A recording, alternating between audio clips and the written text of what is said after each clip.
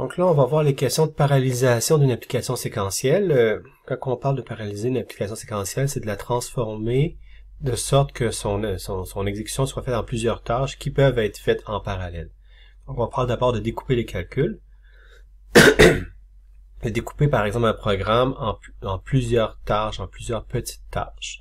Donc de décomposer les traitements pour faire une exécution parallèle.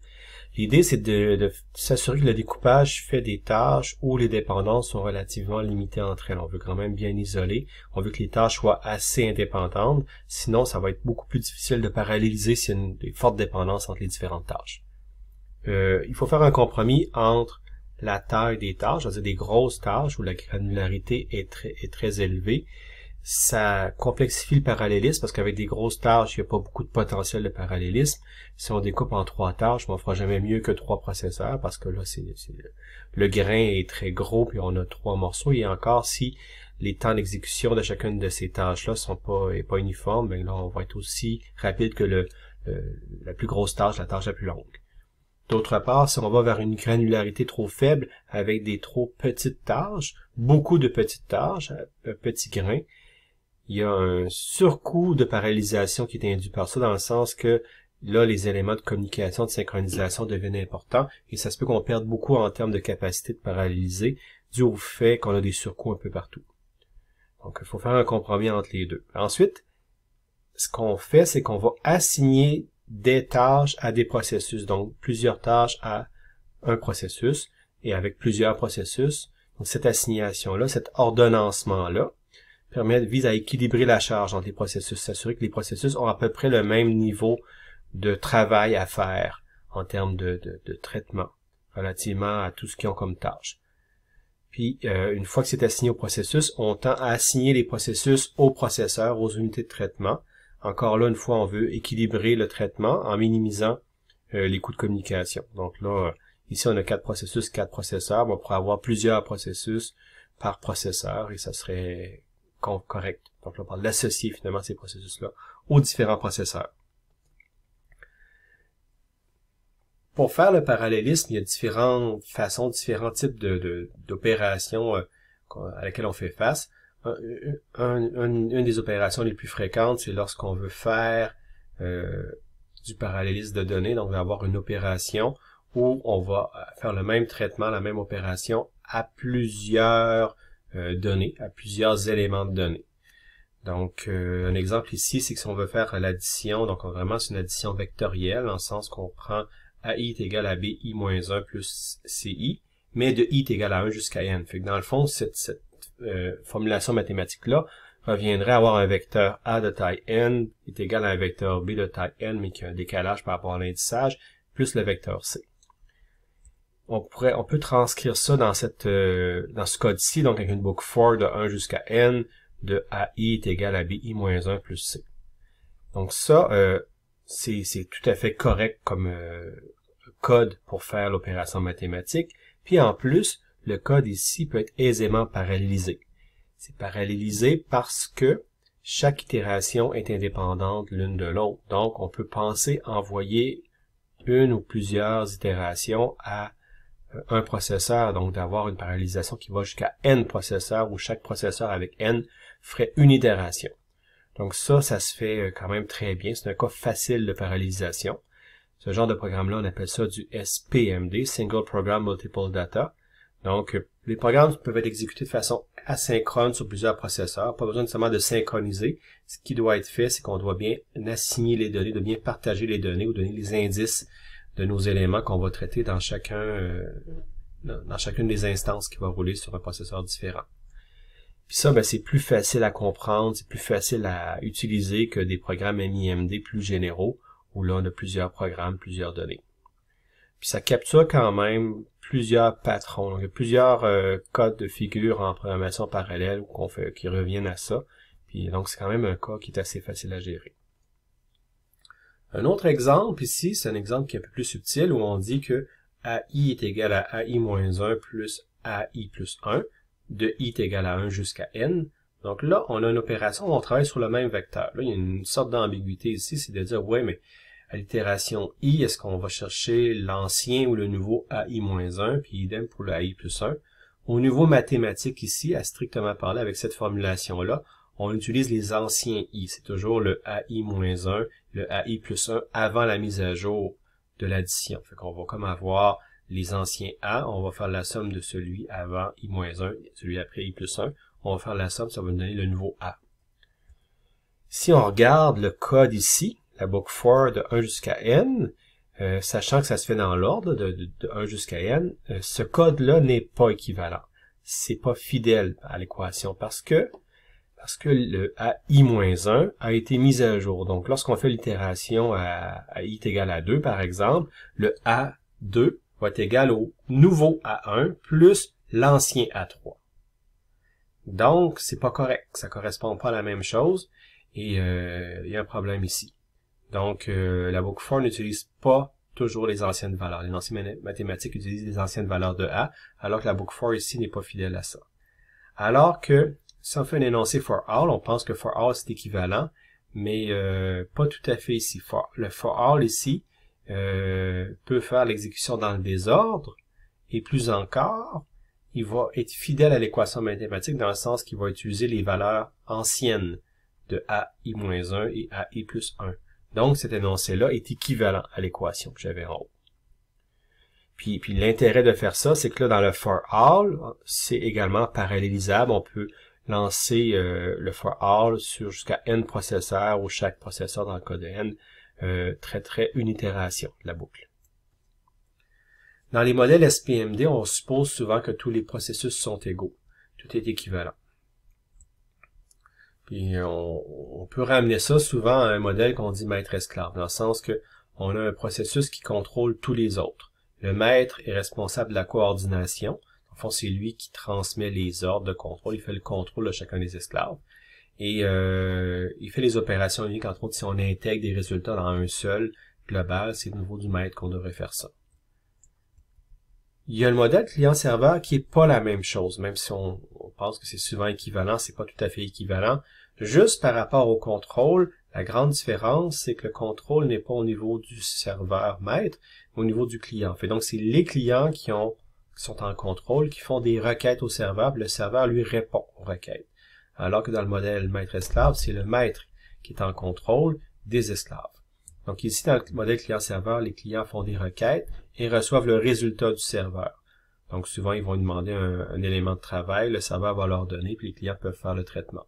Le serveur, lui, ne contrôle pas, c'est comme il agit comme point de synchronisation. Donc c'est pas la même chose, il y a une inversion de contrôle entre les deux modèles. Même si souvent, un maître-esclave en pratique, on va avoir une espèce de modèle client-serveur, mais généralement, dans ce cas-là, ça va être le maître qui va être client de plusieurs serveurs. Il va donc donner des tâches, faire des requêtes à ces différents serveurs esclaves là, qui font le travail pour le maître client. On a aussi l'approche de type bassin de tâches. Là, en anglais, on appelle ça un task pool. Donc, l'idée, c'est d'avoir une structure de données qui est partagée, où là, on a une liste de tâches à exécuter et des tâches complétées également avec les résultats si pertinents. Donc, dans ce contexte-ci, c'est qu'on se bâtit un bassin de tâches de taille variable, mais on a un nombre fixe de threads, des threads de traitement, qui, eux, vont requérir des tâches du bassin de tâches, vont les traiter, puis vont intégrer le résultat, indiquer que la tâche est complétée. Et en plus, ils peuvent produire des nouvelles tâches. Donc, en s'exécutant, le thread de traitement peut produire une ou plusieurs tâches à partir d'une tâche en cours. On peut penser vraiment qu'il va alimenter le bassin de tâches. Et les tâches qu'il ajoute au bassin ne seront pas nécessairement traitées par lui, peuvent être traitées par d'autres threads. Tout ça se fait à la volée. Puis l'exécution est complétée lorsqu'on a vidé le bassin de tâches, lorsqu'il n'y a plus aucune tâche, dans le sens qu'on est passé au travers de ce qu'on devait faire. Donc, durant toute l'exécution, les threads peuvent requérir des tâches et les traiter. Puis ça, c'est quand même intéressant parce qu'il y a une espèce de distribution de balancement de charges qui se fait implicitement dans ce modèle-là. On a aussi le modèle producteur-consommateur. Dans le fond, le modèle des bassins de tâches, c'est un cas particulier du producteur-consommateur où les threads sont à la fois producteurs et consommateurs. Donc, ils font les deux. Mais strictement parlé, le modèle producteur-consommateur, on sépare. On a des threads qui sont parallèles, qui produisent des données à traiter. Donc, eux vont produire les données, vont les ajouter dans un tampon. Et ensuite, de l'autre côté, on a les threads consommateurs qui, eux, ramassent les données et en font un traitement. Donc, ça peut être distinct, ça peut être vraiment deux sortes de threads très différentes par rapport à ce qui doit être fait. Également, on peut distribuer les données d'un tableau à plusieurs processeurs, à savoir que on a un tableau de chiffres, un vecteur, par exemple une matrice, puis on aimerait faire un traitement. Donc, on peut revenir à nos notions de parallélisme de données, à savoir qu'on a des données à paralléliser. Dans les exemples qu'on a vus précédemment, c'était avec une boucle for dans un tableau, où on y va assez directement, séquentiellement. On dit chaque itération peut être parallélisée. Mais dans des modèles plus sophistiqués, plus élaborés, là, on peut vouloir préliminairement séparer nos données qu'on représente dans un tableau à une ou plusieurs dimensions vers les différents processeurs. Puis là, la question de dire, c'est de quelle façon on peut faire le découpage. Il y a différentes façons d'assigner les données d'un tableau à des processeurs. Donc, une approche de base, ce serait l'approche par bloc, où là, on va dire qu'on va monter des blocs de n. On va monter n blocs de données de taille égale. Dans l'exemple ici, si on a 8 instances, 8 éléments de données et 4 processeurs, on fait des blocs de 2 éléments de données. Et donc, on va dire que consécutivement, les éléments 1 et 2 sont assignés dans un bloc géré par le processeur 1. Même chose pour 3 et 4, 5, 6, 7, 8. Donc, on va diviser le tout dans des blocs qui vont être assignés par la suite. On peut aussi avoir l'approche cyclique où là, on va faire une redistribution style round robin. Donc, on va vraiment dire premier élément processeur 1, deuxième élément processeur 2, ainsi de suite. Puis lorsqu'on va avoir fait le tour des processeurs, on recommence. Donc, cinquième élément processeur 1, sixième processeur 2 dans l'exemple ici. Donc, ça veut dire que le processeur 1 gère les éléments 1 et 5, le 2 gère 2 et 6, etc. Donc, c'est une autre façon de distribuer les choses. Puis, il y a une approche intermédiaire qui est de type bloc cyclique, où là, on va distribuer des petits blocs de façon cyclique. Donc, ici, on va avoir 4 processeurs, mais on a 12 éléments de données. Fait qu'on fait 6 blocs, mais on y va cycliquement. Le bloc 1 sur processeur 1, donc le bloc 1, c'est élément 1, 2. 3, 4 éléments qui est le bloc 2, est assigné au processeur 2. 5, 6 qui est le bloc 3, assigné au processeur 3, ainsi de suite. 9, 10 qui est le bloc 5, puis là, on revient au processeur 1. Puis le bloc 6, 11, 12 éléments, qui est assigné au processeur 2. Donc, c'est différentes façons de faire. Ça dépend du contexte dans lequel on travaille. Donc, dans certains cas, l'approche par bloc fait du sens, l'approche cyclique dans d'autres cas, l'approche bloc cyclique également. Il y a des fois des questions aussi d'architecture de microprocesseurs, à savoir si on veut rester dans la cache, il y a peut-être une façon de faire les traitements. Si on fait des traitements où on prend les données consécutives pour avoir un résultat intermédiaire, ben là, l'approche par bloc fait du sens. L'approche cyclique, c'est peut-être de dire que pour pouvoir équilibrer la charge, que les éléments au début sont pas équivalents aux éléments à la fin, fait qu'on veut quand même bien distribuer le tout pour balancer la charge, ben, l'approche cyclique peut être intéressante aussi. Maintenant, on peut aller vers une approche d'un tableau 2D, où là, on va faire un peu la même approche par bloc cyclique, en disant qu'on fait tout le découpage en une seule dimension. Fait qu'ici, on va dire la dimension qui correspond aux colonnes nous intéressent. On va dire, bon, les colonnes 1 et 2, qui comprennent en tout 8 éléments de données, ben on va assigner ça au processeur 1, c'est un bloc de 8 données. Le deuxième bloc qui est colonne 3 et 4, 8 données à P2, et ainsi de suite. Ça va par bloc. Nouveau cyclique, c'est similaire à ce qu'on a vu précédemment, colonne 1, processeur 1, colonne 2, processeur 2, ainsi de suite, en revenant à la colonne 5 vers le processeur 1. Puis l'approche bloc cyclique, ben, c'est de faire des blocs comme l'approche par bloc, mais on a peut-être plus de données, qu'on a plus de blocs qu'on a de processeurs, fait qu'on va faire un cycle. On va assigner donc P1, P2, P3, P4, on va revenir à P1 puis P2 par la suite. Puis finalement, la distribution en damier, c'est là, donc c'est pas seulement selon une dimension, mais c'est selon les deux dimensions ou plus, mais en tout cas en 2D, c'est selon les deux dimensions. Là, nos blocs, par exemple ici, vont être des blocs de 4 colonnes, 2 lignes. Par cycle, mais là, on va faire vraiment le tour, puis on va assigner ça en faisant le tour comme ça. Et finalement, bloc cyclique, mais on fait des blocs de 2 par 2. Et on va boucler finalement P1, P2, P3, P4, comme ça. Fait qu'on va dire vraiment une assignation se fait avec des cycles où on va assigner les blocs cycliquement aux différents processeurs. Donc tout ça est une façon différente de faire. Il n'y a pas de meilleure façon en général. C'est juste que selon l'application, selon le contexte dans lequel on se place, il y a certaines approches qui sont meilleures que d'autres.